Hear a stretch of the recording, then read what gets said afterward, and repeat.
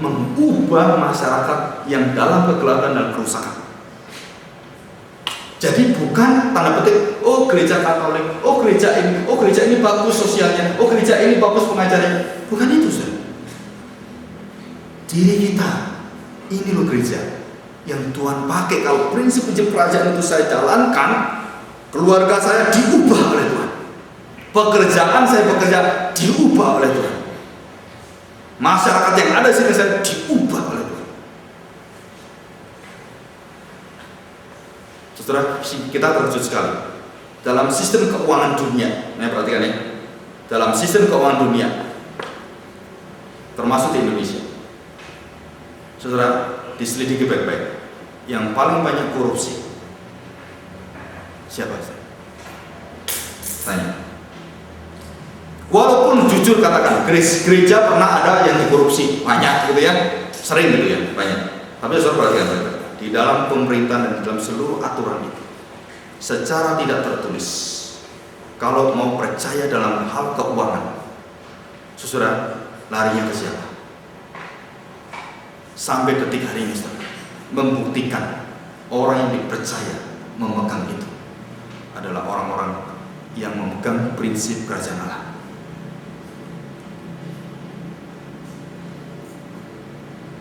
Saudara, mau diteliti apapun, saya percaya dunia harus belajar dari gereja, bukan gereja belajar dari dunia. Kalau saya belajar dari dunia dan kemudian gereja dipimpin oleh aturan dunia, hancur gereja. Kenapa? Karena gereja ditegur oleh Tuhan seperti Tuhan Yesus tegur Petrus. Engkau memikirkan memakai cara-cara manusia, engkau tidak memikirkan apa yang dipikirkan oleh Allah. Bagaimana saya bisa mempunyai pemikiran seperti yang Allah inginkan? Saudara, belajar firman Tuhan, baca firman Tuhan, mengerti firman Tuhan. Tapi kalau kamu belajar koran, baca koran bebas, ya nggak bisa. Primbon dibaca, ya nggak iso, nggak bisa. Harus firman Tuhan. Baru itu memperbaiki sistem seluruh pemerintahan kita, kerajaan Tuhan. Saudara bisa ngerti ini ya? Jadi kalau saudara perhatikan baik-baik, gereja itu bisa utuh dengan betul-betul dipakai Tuhan dengan luar biasa. Waktu gereja itu mewujudkan seluruh prinsip-prinsip ajaran Sang Raja di dalam kehidupan dia, pengertian menghormati orang tua, jangan balas dengan membalas, jangan mencaci maki dengan caci maki. Itu engkau terapkan, saudara, orang-orang di sekeliling kita itu dapat dampaknya luar biasa sekali. Dan itu akan membangkitkan semangat, yaitu masyarakat yang dikuduskan oleh Tuhan, bukan hanya kita. Saudara, ini luar biasa, ini janji Tuhan, saudara. Dan saya percaya, saudara, bahwa itu diberikan pada gereja. Dan gereja sekali lagi itu siapa? Tunjuk diri kita masing-masing. Saya. Ya. Jadi pelayanan gereja itu pelayanan kepada siapa? Pribadi tubuh Kristus. Baru setelah itu menerapkan prinsip kerajaan Allah ke dunia yang gelap. Ya. Nah, ini saudara bedanya. Sekali lagi, beda kerajaan Allah dengan gereja apa? Saudara, kerajaan Allah tidak bisa dilihat. Gereja bisa dilihat. Oh, ini orang percaya. Oh, ini gedungnya. Oh, ini bisa dilihat. Sehingga yang tidak terlihat itu, yang kerajaan itu dinyatakan kepada dunia melalui gereja, yaitu orang-orang percaya ini, yang menyatakan serupa dengan Kristus di dalam hidupnya dia, sehingga mengubahkan dirinya, keluarganya, masyarakat, dan dunia. Terus saya masih ingat ada satu buku gitu ya, ditulis oleh dari orang-orang karismatik tentang The Kingdom of God.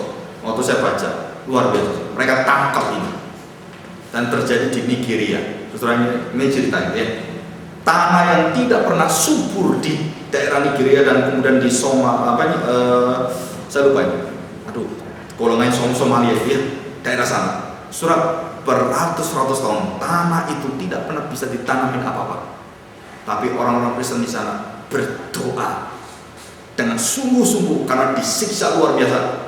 Saudara, kemudian menjadi tempat yang subur. Menanam tanaman, kalau tanam wortel cuma sekian, di tanah itu wortelnya bisa 2-3 kali gedenya. Padahal tidak pernah ada sejarahnya tanahnya itu bisa subur. Itu mujizat Tuhan. Iya, saudara. Kenapa? Karena ada satu kuasa Tuhan yang dinyatakan. Kita nggak tahu, saudara. Dan waktu hari Minggu saya katakan, saudara, bagi kita virus H1N1 udah tahu semua kan? Pada tertawa semua tuh ya. Bukan tak gendong, itu sudah mati tuh. Virus H1N1, saya tanya sekarang, siapa yang menciptakan? Ayo jawab. Semua kok matanya melototin semua. Wah, itu jahat kok, membunuh manusia, virus H1N1. Bagimu jahat. Kenapa? Karena mata kita terbatas. Segala sesuatu yang diciptakan Tuhan dan yang terjadi dalam dunia ini, kita percaya, orang Kristen mengatakan semuanya ujungnya menuju kebaikan kita. Betul? Jawab. Iya kan, itu Roma 8 buat 8. Jadi semua kejadian apapun termasuk virus seperti ini, bagi kita virus ini jahat. Coba bunuh virus, nggak bisa. Mau melihat aja nggak tahu. Waktu seperjuta kali mau ayo virus ini nggak bisa. Manusia dengan cuma aku ringannya seberapa ringan, mati karena virus. Manusia itu gede, virus itu kecil sekali, bisa bunuh kita. Soalnya bagi mata kita, saudara, sesuatu yang kita sulit, waktu kita lihat bahwa oh ini rasanya jahat, belum tentu.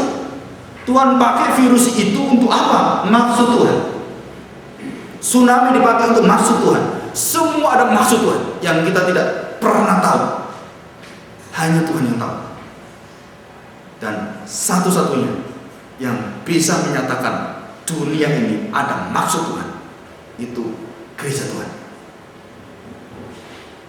Dan hanya gereja Tuhan yang mampu menyatakan kebaikan Tuhan. Di dalam bangsa Indonesia berkali-kali dihantam dengan apa, saudara? Musibah. Dan terbukti yang datang membantu pertama kali orang-orang yang percaya Kristus di seluruh dunia ini. Sampai tempat yang terbaru mereka dapat email, surat 1.000 lebih sukarelawan dari orang-orang China bawah tanah mau masuk ke suku Hui. Yang suku Hui itu sama dengan orang sebut Islam itu di China, suku Hui, daerah Xinjiang. Surat mereka mau ke sana untuk apa? Menyatakan kasih Allah. Karena mereka sudah dibunuh, dibantai oleh pemerintah China. Dan mereka dalam kesengsaraan, mereka ketakutan sekali. Apakah orang Kristen kemudian syukur, puji Tuhan ya, kamu dihajar Tuhan. Nah, itu ya kalau jahat dengan orang Kristen. Bukan itu, Ustaz. Tapi orang Kristen berdoa, Tuhan bagaimana kami menolong mereka. Itu gereja, Ustaz. Itu mengubahkan bangsa itu. Termasuk hari ini, beberapa waktu lalu saya ketemu dengan saudari Jin yang pernah kita bantu di misi. Datang dengan orang-orang Belanda datang. Sudah dia main di Aceh, luar biasa. Yang selama untuk berapa ratus tahun, ribu tahun tertutup itu, sekarang udah terbuka. Walaupun kesulitan besar, ada maksud Tuhan yang luar biasa. Gereja Tuhan dipakai tembus itu membuka. Jadi bukan siapa-siapa. Dan saudara, ada sesuatu yang luar biasa ya. Oke, terima kasih. Kita masuk ke yang ketiga, keempat, ukuran doktrin denominasi yang menyebabkan surat perpecahan gereja atau aliran gereja. Ukuran tata cara liturgis. Wah, liturgis saya bagaimana? Angkat tangan. Kuasamu yang sempurna, mujizat itu nyata. Jangan angkat tangan. Kenapa? Ini gereja tidak boleh angkat tangan, boleh angkat kaki. Loh iya kan? Pergi gitu. Saudara, siapa yang mau angkat tangan, mau angkat kaki, mau apa? Saya tanya, siapa yang melarang? Nah, saudara, kadang-kadang kita gereja itu bisa berpisah karena hal-hal yang sebenarnya tidak substantif, tapi normatif. Nah, kita harus belajar.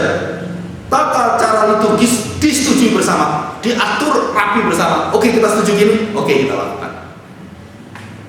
Sangat kontekstual. Ya. Terus akhirnya ukuran etis, politik, ekonomi, sosialis, dan ukuran sukisme dan diskriminasi. Nah, saudara, kita harus hati-hati tentang diskriminasi. Ya, karena di dalam sejak kita dari kecil. Tadi ada yang bertanya dengan saya pagi. Pak, kami orang-orang buta ini didiskriminasi, dipinggirkan. Nah, saudara, mereka bertanya. Terus setelah mendengar doktrin gereja itu, mereka rindu sekali mereka itu dipakai oleh Tuhan seperti orang yang melek mata. Dan saya mengatakan, Tuhan tidak membedakan orang karena mata, melek atau buta. Orang yang melek belum tentu bisa melayani Tuhan. Orang yang buta belum tentu ditolak Tuhan.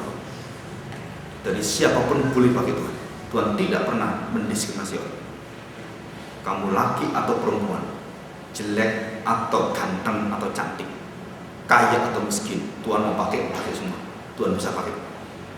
Wah, kalau gitu Pak, Tuhan luar biasa. Betul, luar biasa. Saudara, kemudian dia menceritakan pengalaman-pengalaman yang membuka hati kita. Ya, jadi saudara perhatikan baik-baik. Di dalam tubuh Kristus, dalam Alkitab, ya, dijelaskan yang dinamakan tubuh Kristus itu tidak pernah tubuh Kristus. Enggak. Alkitab selalu mengatakan tubuh Kristus itu tunggal. Tetapi gereja Tuhan memecah yang tunggal itu menjadi tubuh-tubuh yang bersuku Islam. Boleh nggak saya dirikan gereja khusus orang Chinese? Boleh, nggak dilarang. Puji Tuhan, saya dukung. Boleh nggak saya dirikan gereja khusus orang-orang Madura, Meksiko? Boleh, nggak apa-apa. Tetapi kalau di dalam sukumu itu engkau menghina suku yang lain, nah itu yang betul. Nah, saudara ngerti maksudnya? Jadi segala perbedaan itu adalah untuk keindahan, bukan untuk saling menghina. Tuhan menciptakan perbedaan itu karena keindahan, bukan karena jelek, bukan. Nah itu gereja. Jadi gereja tubuh Kristus itu satu. Jadi saya dengan kamu satu. Satu apa? Satu sumber. Efesus 4. Satu Tuhan, satu Bapa, satu iman, satu roh. Sumbernya sama, satu. Kamu rohnya sama, saya sama, Tuhan kita sama. Kita tubuh Kristus, kita keluarga Allah. Kamu orang dari manapun, kamu percaya Kristus sebagai Tuhan Juru Selamatmu, engkau percaya Bapa sebagai Bapamu, dan Roh Kudus sebagai Roh yang selalu mendampingi, sama-sama punya iman yang sama. Kamu saudaraku. Nah itu namanya gereja. Jadi gereja bukan saya terpecah. Jadi saya selalu terkait dengan yang lain. Gereja tidak boleh saya berdiri sendiri. Gereja tidak pernah hidup orang itu sendiri, mati orang itu. Gereja harus selalu berkaitan. Nah, saudara, nanti kita akan menjelaskan tentang esensi gereja. Tapi hari ini saya berikan penjelasan seperti ini sebelum sesi yang pertama selesai. Saudara, siapa yang punya maestro ini? Pak Budi pernah cerita ke saya. Pak Agung, saya rindu sekali ada gereja yang dinamakan gereja udara. Jadi gereja itu ibadahnya di udara, bukan di tempat kayak kita. Dan dia perkirakan radio dia didengarkan minimal oleh 300 sampai 500 ribu orang Kristen di Bandung. Nah, saudara, saya tanya, kalau kita mau sewa tempat untuk 500 ribu orang, saya tanya, Pak Wan di mana? Ada nggak? Ada nggak yang untuk menampung 500 ribu orang? Terus ada gereja yang sekali berkhotbah seperti gereja-gereja di Amerika itu didengarkan 30 sampai 40 juta orang. Terus saya tanya, coba cari tempat gereja yang bisa nampung 40 juta orang. Gedungnya segede apa? Satu kota gitu, kok bisa? Saudara, bagi kita nggak bisa. Tapi gereja Tuhan yang Tuhan satukan itu bisa ada di seluruh dunia itu dan bisa disatukan dengan satu wujud. Nah, saudara, teknologi baru itu zaman sekarang yang begitu canggih menyatakan gereja itu satu kesatuan yang am. Saudara semakin mengerti arti am itu waktu saudara melihat kecanggihan teknologi sekarang. Dan suatu hari saya bisa berkhotbah di sini, tubuh saya persis seperti ini, rambutnya semua sama, bisa dihadirkan di 1000 tempat. Bisa nggak? Bisa. Sekarang sudah ditemukan. Jadi saya, ya geraknya juga sama, bukan di lempengan gini, bukan di TV. TV kan lempengan, gitu ya. Orangnya gepeng, betul ya? Ya kan orangnya kalau di TV kan gepeng gini, kayak Mickey Mouse, Donald Bebek, gitu kan? Tapi nanti pakai sinyal dan sensor semuanya, dan kemudian dengan sinyal atau bagaimana saya berkhotbah dan di tempat itu bisa dihadirkan melalui satelit, tubuh tanda petik virtual itu bisa hadir dan dilihat di sana. Jadi saya berkhotbah, dari khotbah saya di 1000 tempat, saya di sini kemudian 1000 tempat, dan kemudian pakai satelit dan ada kamera dan semua, dan disalurkan melalui teknologi yang canggih itu, dia hadirkan saya geraknya sama, ngomongnya sama, semua sama di 1000 tempat sama. Saya tidak tahu 30 tahun mendatang dunia mau jadi apa, saya nggak tahu. Tapi yang saya tahu, gereja Tuhan semakin jelas amannya itu apa, universalnya apa, semakin jelas. Tetapi saudara jangan lupa, gereja yang menghadirkan dengan teknologi seperti itu tidak pernah bisa gantikan gereja yang sejati. Apa?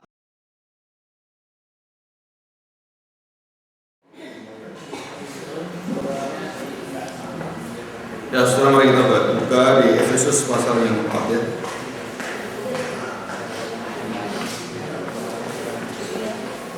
Efesus pasal yang 4.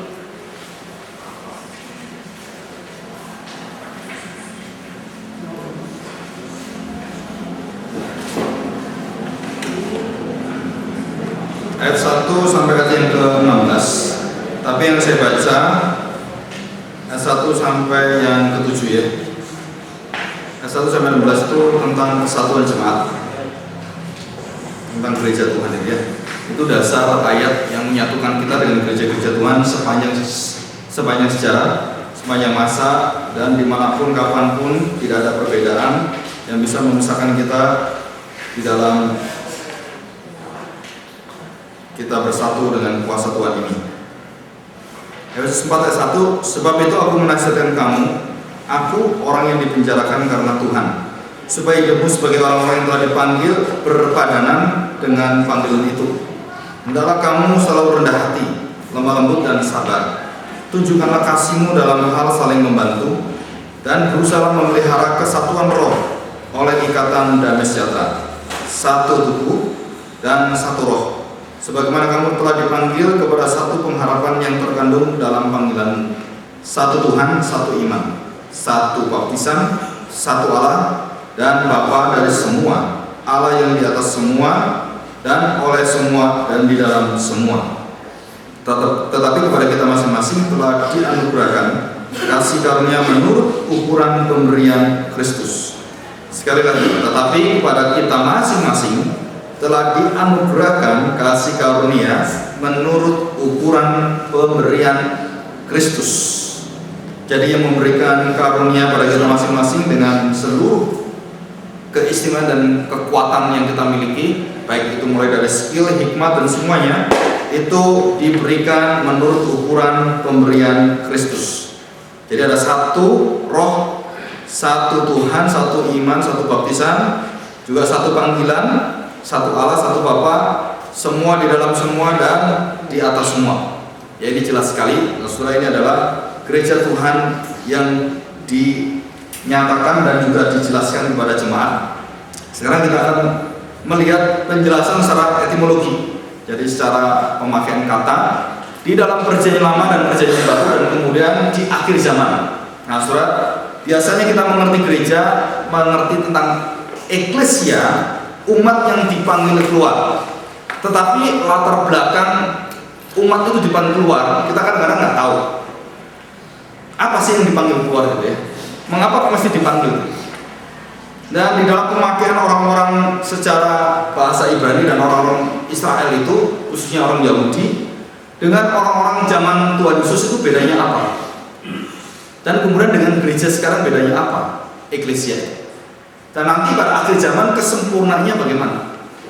Nah, saudara, kita belajar gereja itu bukan hanya gereja yang dalam perjanjian lama, dalam arti kumpulan umat, dalam gereja yang umat yang am itu di Israel, ya.